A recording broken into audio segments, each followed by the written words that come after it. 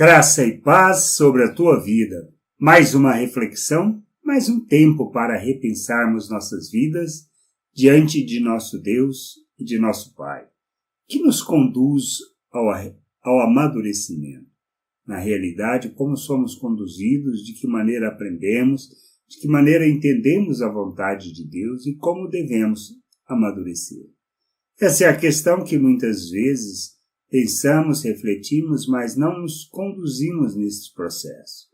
Achamos que tem que ser algo que vem externamente. Nós jogamos para outros a responsabilidade do nosso amadurecimento, até mesmo de Deus, achando que Ele vai nos transformar. Ele vai nos capacitar para que dia após dia a gente aprenda a viver a sua vontade. Não é assim que aprendemos nas Escrituras. Por isso a importância de conhecer as Escrituras, de revelarmos o Pai e de sermos expressão da sua vontade.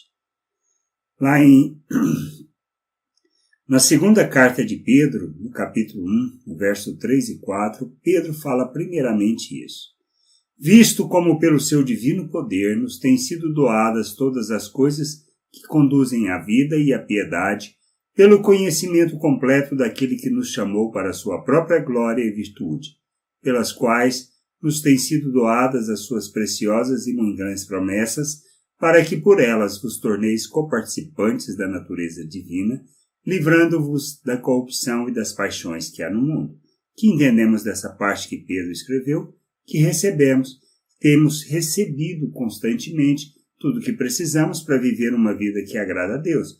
Inclusive, nós somos participantes, ou seja, coparticipantes da natureza divina.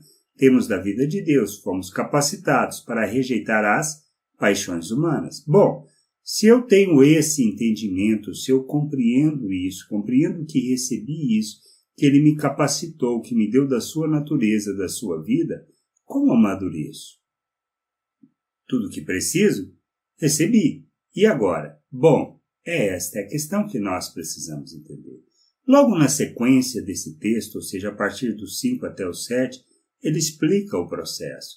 Ele diz assim: por isso mesmo vós, reunindo toda a vossa diligência, associai com a vossa fé a virtude, com a virtude o conhecimento, com o conhecimento o domínio próprio, com o domínio próprio a perseverança, com a perseverança a piedade, com a piedade a fraternidade, com a fraternidade o amor.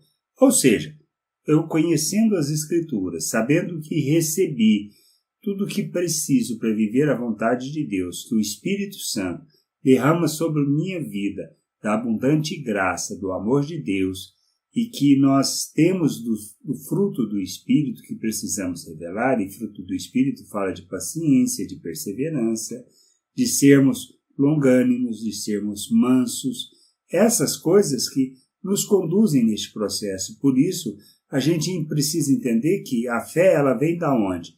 Do conhecimento da palavra. Eu conheço a palavra. Sei que a prática da virtude é algo que eu tenho que revelar, por isso associo a fé à virtude. Que virtudes são essas? Expressão da graça de Deus, expressão do amor de Deus, expressão daquilo que Deus é, quem Ele é.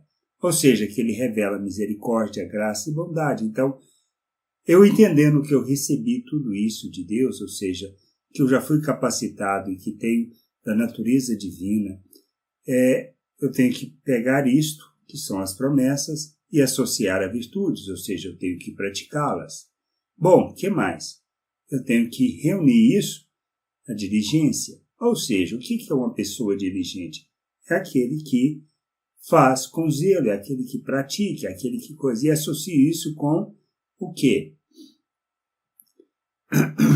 A fé, a virtude, com a virtude o conhecimento. Conhecimento de quê?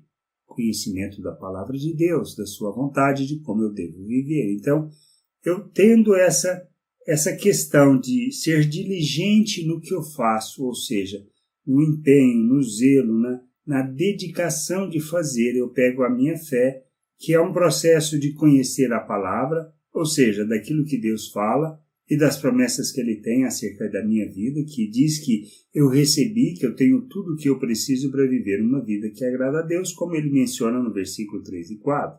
Então eu pego isso, associo à virtude. A virtude é Que virtudes são essas? Como eu já mencionei, virtudes de Deus. Pego as virtudes de Deus, que é a expressão de graça, de misericórdia, de compaixão. Então, eu pego isso e associo isso ao conhecimento das Escrituras. E o que fala as Escrituras? As Escrituras falam de como nós devemos viver, como devemos relacionar, como devemos andar neste mundo. Pedro mesmo menciona na sua primeira carta. Se eu não gosto de Pedro, gosto de ler Paulo, Paulo menciona em quase todas as suas epístolas, ou seja, todas as suas cartas de como nós devemos viver neste mundo de modo digno do reino. Nós temos que andar de modo digno do reino. Ou seja, tendo ideia, compreensão da vocação da igreja e de seu papel no mundo, nós não só nos dedicamos em realizar aquilo que é a vontade de Deus, mas ensinamos outros a fazer o mesmo, porque pertencemos à família e não se trata da nossa vida individual, mas do compromisso pessoal com a vontade do Pai para fazermos aquilo que seja a sua vontade. Bom, se eu peguei isso, conhecimento com conhecimento, eu junto o quê? O domínio próprio. O que é o domínio próprio? É eu controlar as minhas ações. Paulo escrevendo aos Romanos, diz que eu não sou mais escravo do pecado, que eu não sou mais servo da escravidão do pecado, ou seja, não preciso servir o pecado, mas agora eu devo oferecer os meus membros à justiça, à prática da justiça. O que é a prática da justiça? É andar neste mundo como Jesus Cristo, é expressar, é repartir, é conceder, é dar ao outro aquilo que ele necessita, compreendendo que eu sou dispenseiro de Deus, que eu recebi de Deus tudo o que preciso. Então eu distribuo graça, distribuo misericórdia, distribuo o conhecimento de Deus pela maneira como eu vivo, pela maneira como eu ando. Mas no aspecto material, se tem necessidade, se tem fome, eu reparto, porque a abundância que Deus me deu não é para eu acumular, mas para eu ajudar as pessoas. Essa é a questão que nós precisamos entender. Então, o domínio próprio me conduz a fazer essas coisas, a fazer o que precisa. E aí eu pego o domínio próprio e associo com a perseverança. Por quê? Porque eu vou errar, vou falhar, eu vou pisar na bola e eu tenho que insistir. Por isso eu levanto, sacudo a poeira e continuo a fazer aquilo que é a vontade do Pai. E neste processo eu vou compreender, vou me conhecer, vou compreender o que Deus quer de mim e vou fazer aquilo que seja da sua vontade, porque Ele me chamou para isso. Então, com a perseverança, o que eu faço? A piedade. O que é a piedade? Piedade é a expressão da devoção a Deus e, além disso, da compaixão pelas pessoas. Eu sei que a minha vida é uma dedicação, é uma oferta para Deus em favor das pessoas, então eu vou ter uma vida que revela a Deus por meio dos meus atos, em favor das pessoas para que possam conhecer o Pai, conhecer a Deus. Por isso tenho que ser carta viva, tem que ser um bom perfume de Cristo. Não se trata do que eu conheço, mas da maneira como eu vivo. Aí eu pego isto, faço o quê? Fraternidade. O que fala da fraternidade? Do amor ao próximo. E a fraternidade nada mais é do que a expressão do amor de Deus. E a gente precisa entender isso. Que nós vivemos em família e que nós temos que cuidar de todos, inclusive os que não são da família. E a gente precisa ajudá-los. A gente precisa expressar o amor do Pai. E precisamos fazer da nossa vida oferta em favor deles, porque o amor de Deus fala de fazer oferta, sem a expectativa de receber algo em troca, sem a expectativa de que não vão nos trair, porque irão nos trair, mas nós compreendemos que precisamos fazer. Essa é a vontade de Deus. Esse é o querer de Deus para nós e precisamos crescer. Bom, se isso tudo existe, como ele fala no verso 8 ao 11, ele diz assim: porque estas coisas, existindo em vós e em vós aumentando, fazem com que não sejais nem inativos, nem infrutuosos no pleno conhecimento de nosso Senhor Jesus Cristo.